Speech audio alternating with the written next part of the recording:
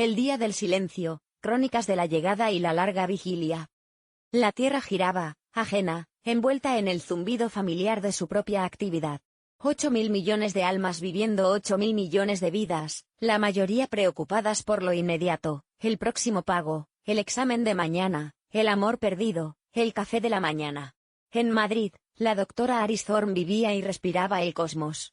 Su pequeño apartamento era un santuario dedicado a los cielos, las paredes cubiertas de mapas estelares y ecuaciones complejas. Esa mañana, una persistente firma de microondas anómala, captada por el radiotelescopio de La Palma, la tenía desconcertada. Era demasiado coherente para ser ruido cósmico, demasiado débil y extraña para encajar en cualquier fenómeno conocido.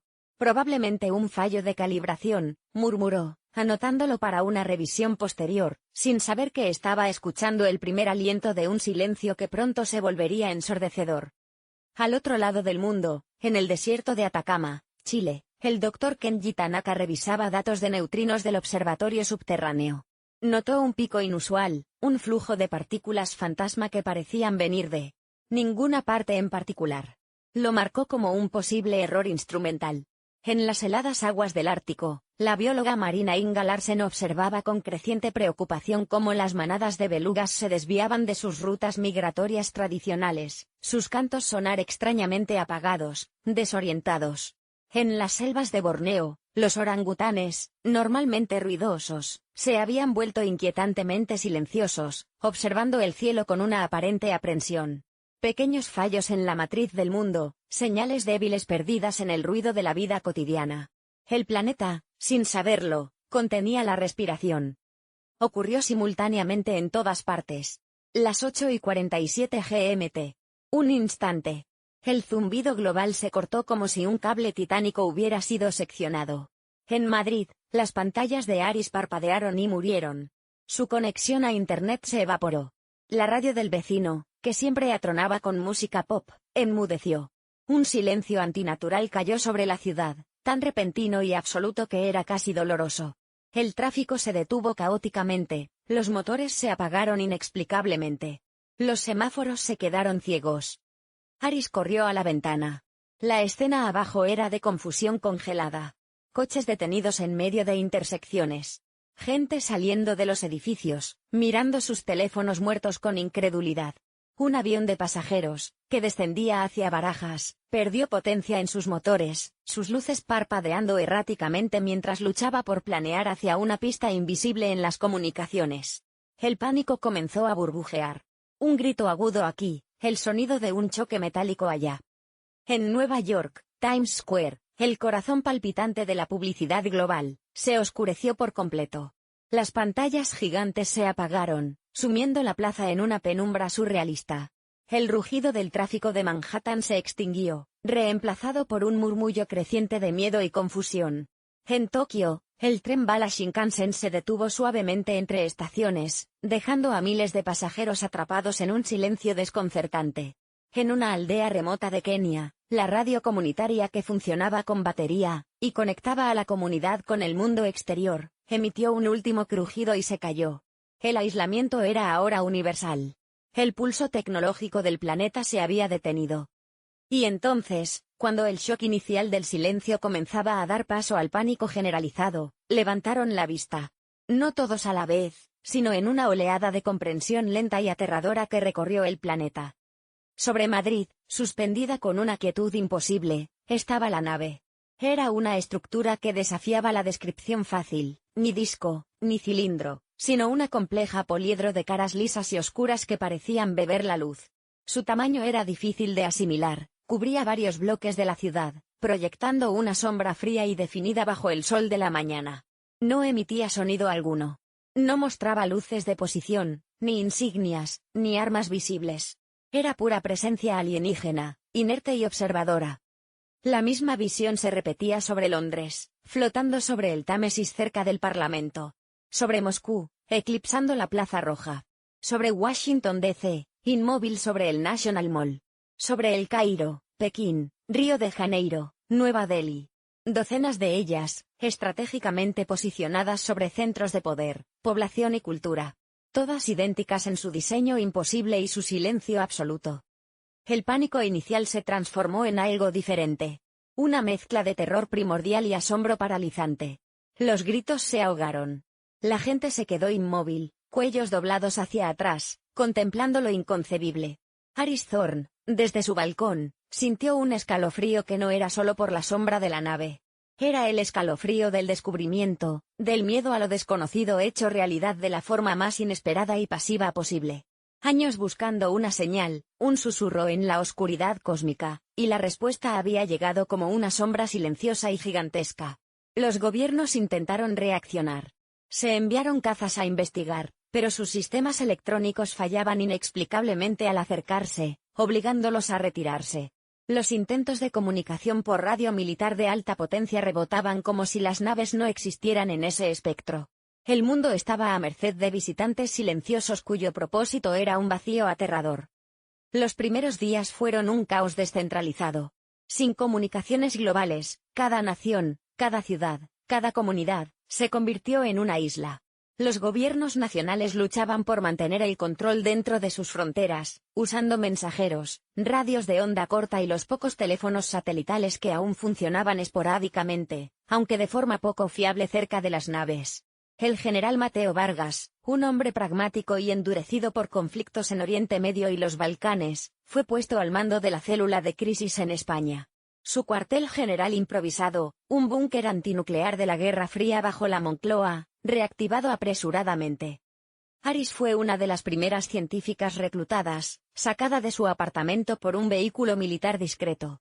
En el búnker, un espacio claustrofóbico de hormigón y luz fluorescente, conoció al resto del equipo de respuesta científica inicial, el Dr. David Chen, un joven prodigio de la lingüística computacional y la semiótica, cuya mente ágil exploraba patrones donde otros veían ruido, y el Dr. Ben Carter, un neurobiólogo veterano, canoso y tranquilo, experto en percepción sensorial y los límites de la conciencia humana.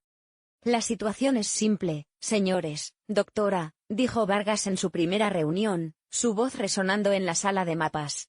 Entidades desconocidas han neutralizado nuestras comunicaciones globales, y han tomado posiciones estratégicas sobre nuestro planeta. No sabemos sus intenciones, sus capacidades o sus debilidades.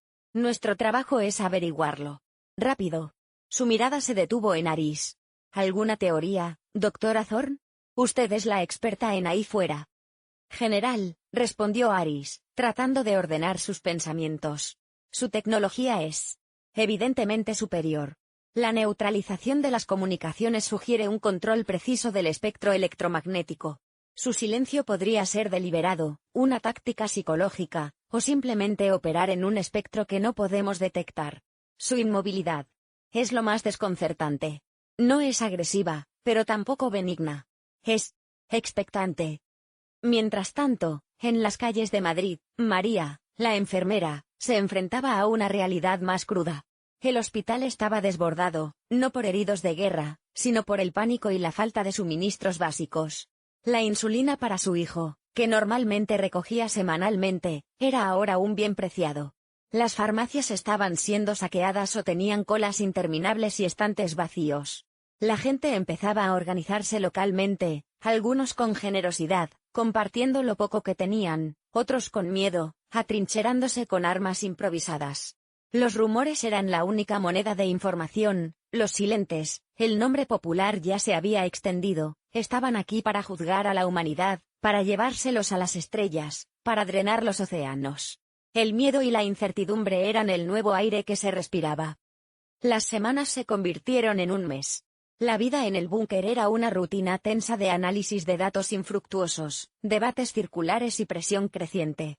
Aris y su equipo intentaron todo, señales de radio de todas las frecuencias imaginables, desde ELF hasta rayos gamma, pulsos láser codificados con constantes matemáticas, pi, la proporción áurea, transmisiones de música, desde Bach hasta patrones de percusión tribal, incluso proyecciones de imágenes simples.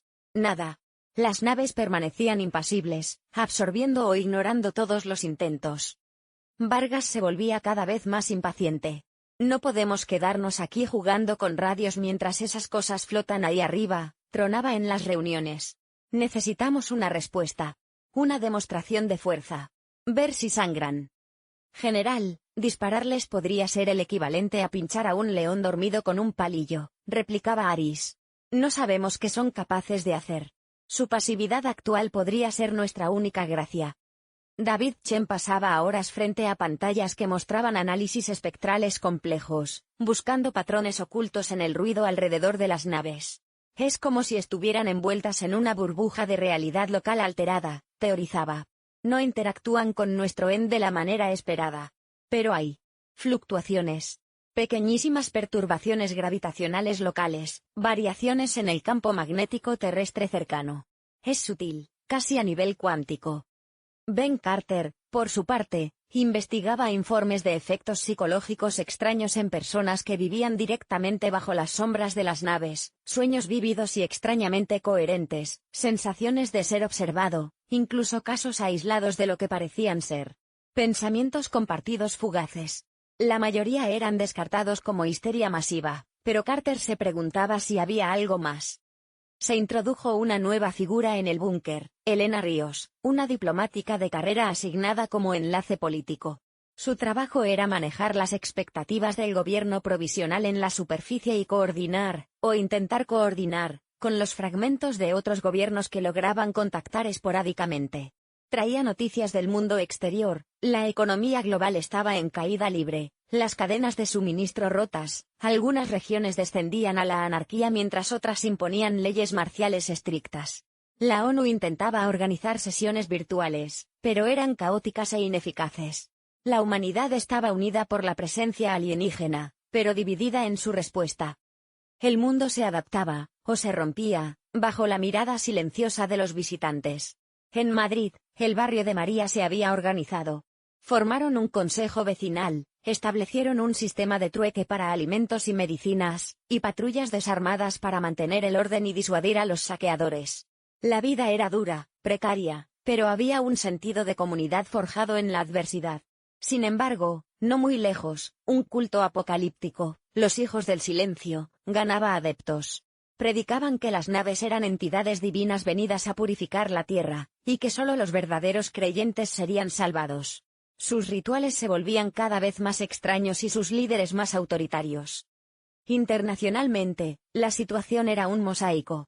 China, bajo un control férreo del partido, había impuesto un bloqueo informativo interno y movilizado masivamente a su ejército, rodeando la nave sobre Pekín pero sin atacarla. Estados Unidos estaba dividido, con facciones militares abogando por una acción agresiva y facciones científicas y políticas pidiendo paciencia. Rusia adoptó una postura defensiva y enigmática. India luchaba contra el caos interno y la desinformación masiva. En algunas partes de África y América Latina, donde los gobiernos centrales colapsaron rápidamente, surgieron nuevos líderes locales y señores de la guerra. Hubo un incidente grave cerca de la nave de Shanghái. Un dron militar chino avanzado, enviado en una misión de reconocimiento sigiloso, simplemente se desintegró al acercarse demasiado, sin explosión, como si sus átomos se hubieran desvinculado. El incidente fue ocultado por Pekín, pero los rumores se filtraron, aumentando la tensión global. Vargas usó estos rumores, obtenidos a través de canales de inteligencia fragmentarios, para presionar por su propio plan de sondeo agresivo. ¿Ven? No son pasivos. Tienen defensas. Defensas que pueden pulverizar nuestra mejor tecnología. Necesitamos saber qué más pueden hacer antes de que decidan usarlo ofensivamente, argumentó Vargas. El plazo para que el equipo de Aris encontrara una forma de comunicación se acortaba peligrosamente. Fue una combinación de las observaciones de Chen sobre las fluctuaciones sutiles, los informes de Carter sobre efectos psicológicos, y la propia intuición de Aris, forjada en años de buscar patrones en datos cósmicos aparentemente aleatorios, lo que llevó a la hipótesis. No creo que se comuniquen con ondas electromagnéticas, dijo Aris en una tensa sesión de brainstorming. Creo que interactúan a un nivel más fundamental. Quizás. Con la conciencia. La palabra flotó en el aire cargado del búnker. ¿Conciencia? Repitió Vargas, incrédulo. ¿Me está diciendo que son telépatas? No necesariamente telepatía como en las películas, general, intervino Carter con calma. Pero consideren esto, el cerebro humano, 8.000 millones de ellos pensando, sintiendo, soñando simultáneamente, genera un campo bioeléctrico increíblemente complejo, aunque extremadamente débil a distancia. Quizás una civilización tan avanzada pueda percibir o incluso interactuar con ese campo colectivo. Quizás esas fluctuaciones que David detecta son la respuesta de la nave a la actividad psíquica global o local. David Chen asintió, sus ojos brillando con excitación intelectual. Si eso es cierto, entonces intentar comunicarnos con radio es como gritarle a alguien que solo puede oír ultrasonidos. Necesitamos un transductor diferente. Algo que pueda modular nuestros propios patrones neuronales y proyectarlos. La idea era radical, bordeando lo metafísico, pero era la única vía nueva que tenían. Con el reloj corriendo y la aprobación reticente de Vargas, prueben su experimento mental, doctora. Tienen 72 horas. Luego, mis misiles tendrán la palabra. El equipo se lanzó a un esfuerzo frenético. Requisaron equipos de interfaz cerebro-computadora de un laboratorio de neurociencia, máquinas diseñadas para permitir a pacientes paralizados controlar prótesis con sus pensamientos. Carter y sus técnicos trabajaron sin parar para modificarlos, para amplificar y dirigir patrones neuronales específicos. Chen se sumergió en la creación de glifos conceptuales, representaciones neuronales puras de ideas matemáticas y físicas fundamentales, despojadas de lenguaje. Aris fue la voluntaria. Era la que tenía la formación en visualización abstracta y la disciplina mental requerida. Se sentó en la silla metálica fría, una red de electrodos húmedos pegados a su cuero cabelludo, el zumbido bajo del amplificador llenando la pequeña sala de observación blindada. Afuera, Chen, Carter y Vargas observaban en monitores que mostraban las ondas cerebrales de Aris, y los débiles patrones energéticos alrededor de la lejana nave de Madrid. Aris cerró los ojos. Se sumergió en el estado de concentración profunda que usaba para mapear nebulosas. Luego, comenzó a pensar los glifos de Chen. No como palabras, sino como formas puras, como verdades sentidas. La proporción áurea desplegándose como una flor cósmica. La elegante ecuación E = mc cuadrado brillando como una estrella interna.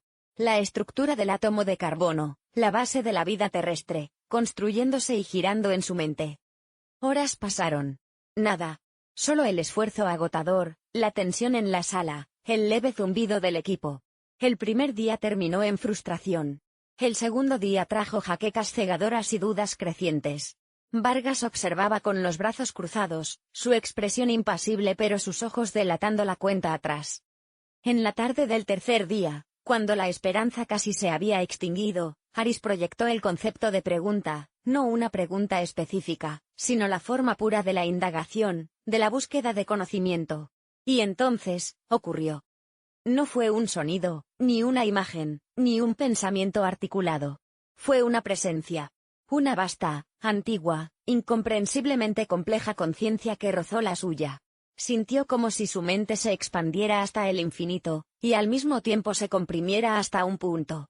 Un vértigo que la hizo jadear, náuseas que subieron por su garganta. Y luego, una respuesta, no solicitada, sino ofrecida. Una oleada de información pura, de sensaciones sinestésicas, de emociones geométricas. Sondeo detectado. Canal inusual. Curiosidad, concepto alienígena análogo, reconocimiento de inteligencia incipiente. Aris gritó, no de dolor, sino de la pura sobrecarga sensorial y emocional. Se arrancó los electrodos, temblando incontrolablemente. Ha funcionado, jadeó, lágrimas corriendo por su rostro. Están. Dios mío, están ahí dentro. El contacto se había establecido. Pero el umbral que acababan de cruzar conducía a un territorio mental vasto, desconocido y potencialmente peligroso. La comunicación había comenzado, pero entenderse sería el verdadero desafío. El primer contacto no fue una conversación, fue una inmersión violenta en un océano de conciencia alienígena. Aris sintió como si su propia mente se disolviera y reformara segundo a segundo, bombardeada por conceptos que no tenían equivalente humano. Vio colores que no existían, escuchó la geometría del espacio-tiempo, sintió la emoción fría y vasta de una inteligencia que medía la existencia en eones. El equipo la sacó de la interfaz justo a tiempo, antes de que sufriera un colapso neuronal completo. Los días siguientes fueron un delicado acto de equilibrio. Aris necesitaba recuperarse física y mentalmente después de cada breve incursión en la mente silente. Sufría migrañas debilitantes, desorientación sensorial y una inquietante sensación de presencia residual incluso cuando estaba desconectada. Ben Carter monitorizaba cada sesión con creciente preocupación, administrando sedantes suaves y terapia de integración sensorial después. «Estamos jugando con fuego, Aris», le dijo en voz baja una tarde. «La mente humana no está diseñada para esta escala de procesamiento. Es como intentar conectar un portátil a la red eléctrica de una galaxia». Pero Aris estaba decidida. Habían abierto una puerta, y no podían permitirse cerrarla. David Chen trabajaba febrilmente con los datos fragmentarios grabados durante las sesiones, correlacionando los patrones neuronales de Aris con las fluctuaciones energéticas de la nave, y las vagas descripciones que ella podía ofrecer al recuperarse. Empezó a construir un mapa rudimentario de la interfaz silente, identificando regiones conceptuales recurrentes. Vastedad tiempo profundo, era una sensación abrumadora de antigüedad y escala cósmica.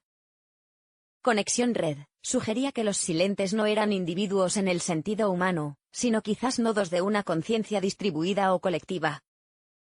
Observación pasiva registro, era un tema constante, una sensación de ser estudiados con una intensidad fría y desapegada.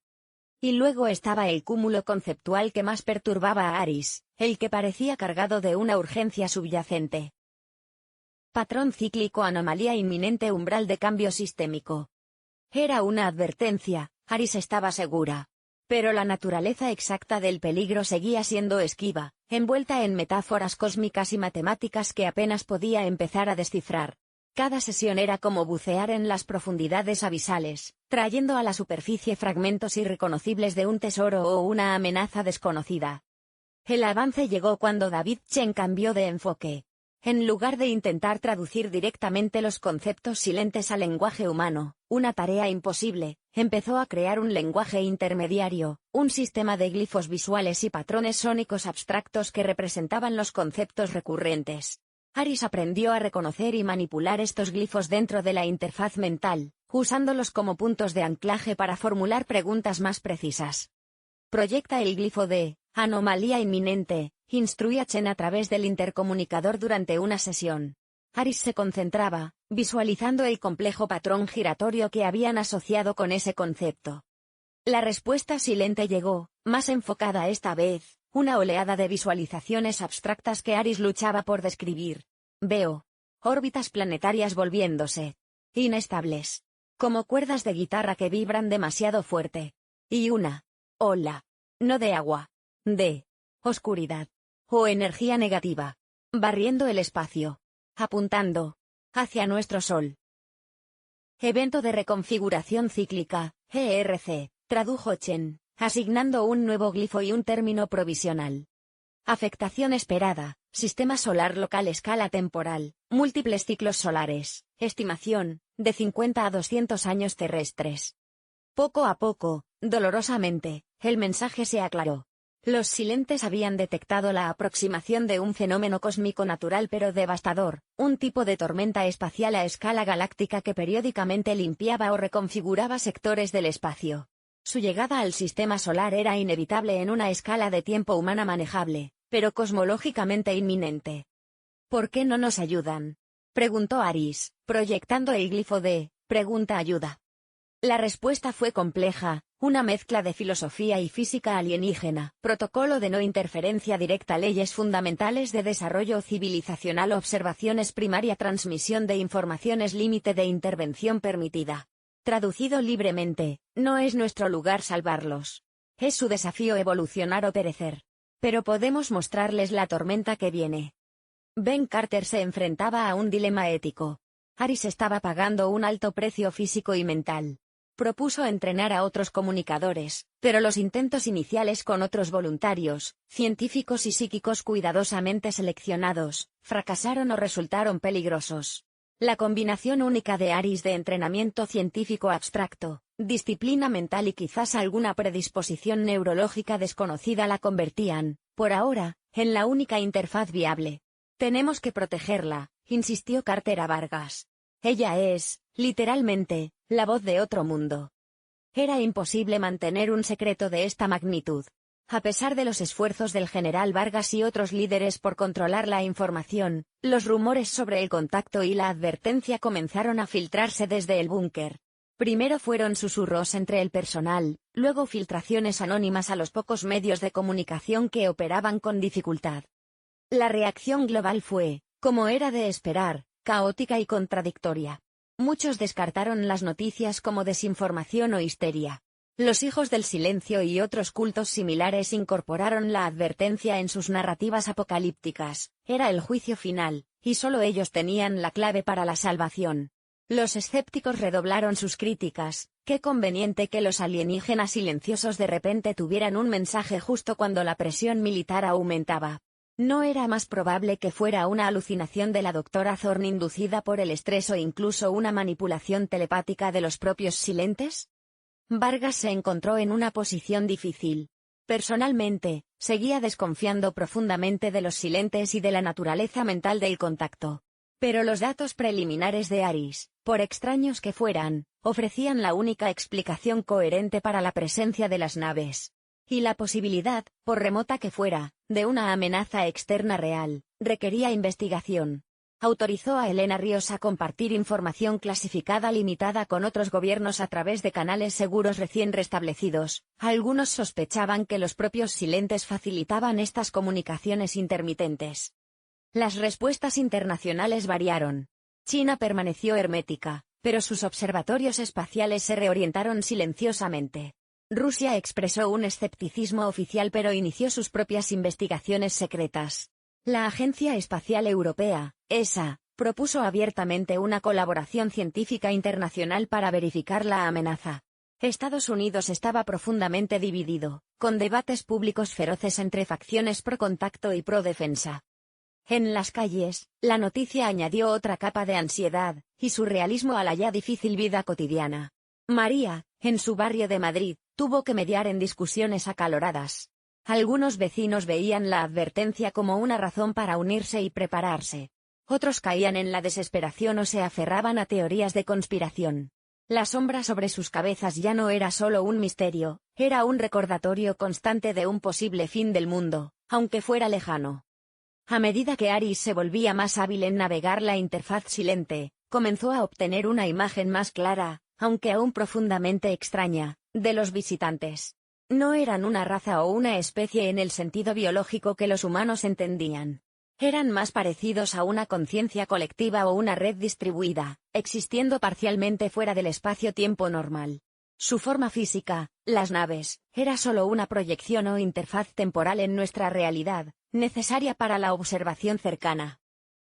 Viajeros testigos cartógrafos de ciclos cósmicos, eran los conceptos que mejor los describían. Habían existido durante miles de millones de años, observando el nacimiento y la muerte de estrellas, galaxias y civilizaciones. Su propósito no era interactuar o juzgar, sino registrar y comprender los patrones fundamentales del universo. La vida, concepto amplio, no solo biológica, es un fenómeno recurrente. La inteligencia es una fase transitoria. Los eventos de reconfiguración son necesarios para la renovación cósmica. Fue una de las revelaciones filosóficas más inquietantes que Aris recibió. Para los silentes, la posible extinción de la humanidad, aunque digna de ser registrada y advertida, dado el umbral de inteligencia alcanzado por la especie, era solo un evento menor en la gran sinfonía cósmica. ¿Por qué comunicarse a través de la mente de Aris y no, por ejemplo, simplemente proyectando los datos en todas las pantallas del mundo antes de que se apagaran? La respuesta silente fue compleja. El canal mental es menos intrusivo, permite la interpretación y adaptación gradual por parte de la civilización incipiente. La revelación directa y masiva podría causar colapso civilizacional inmediato. El proceso de descubrimiento es parte del desarrollo. En esencia, eligieron el método que consideraban menos disruptivo y que fomentaba un proceso de aprendizaje y adaptación por parte de la humanidad, en lugar de una simple entrega de información que podría ser malinterpretada o causar pánico paralizante. Aris luchaba con la inmensidad de esta perspectiva. ¿Eran dioses indiferentes? ¿Científicos cósmicos fríos? ¿O algo completamente diferente, para lo cual los humanos no tenían ni siquiera un marco conceptual? Su papel como embajadora se sentía cada vez más pesado y solitario.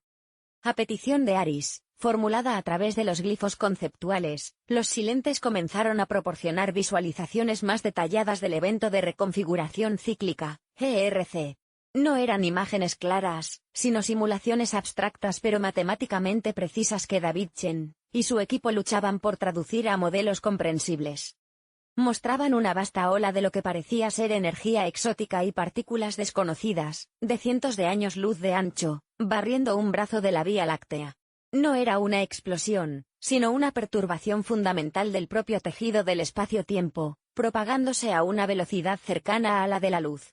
Su origen era incierto, quizás relacionado con el agujero negro supermasivo en el centro galáctico o con ciclos de materia oscura aún no comprendidos. Los efectos proyectados sobre el sistema solar eran escalofriantes. Primero, perturbaciones gravitacionales masivas que desestabilizarían las órbitas de los planetas exteriores y la nube de Oort, provocando una lluvia potencialmente catastrófica de cometas y asteroides hacia el interior del sistema. Segundo, una interacción directa con el Sol, provocando erupciones y una eyección de masa coronal de una magnitud nunca antes vista, capaz de barrer las atmósferas de los planetas interiores y esterilizar sus superficies.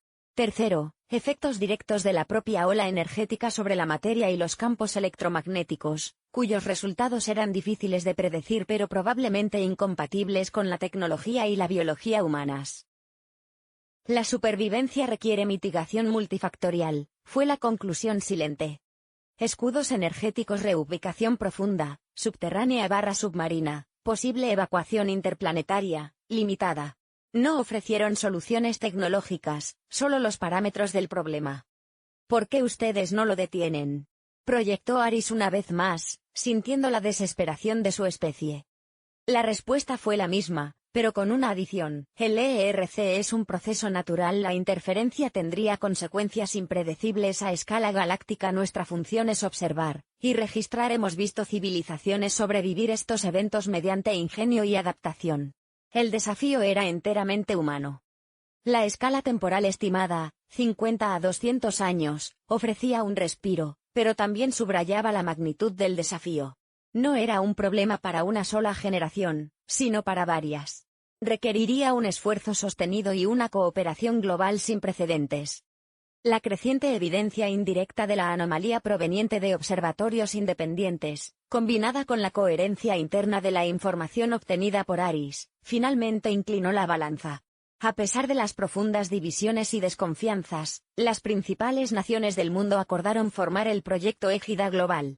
Era una iniciativa científica y de ingeniería monumental, con el objetivo explícito de verificar de forma independiente la amenaza del ERC, estudiar su naturaleza y comenzar a desarrollar estrategias de mitigación a largo plazo. Fue un proceso doloroso y plagado de obstáculos. Viejas rivalidades resurgían.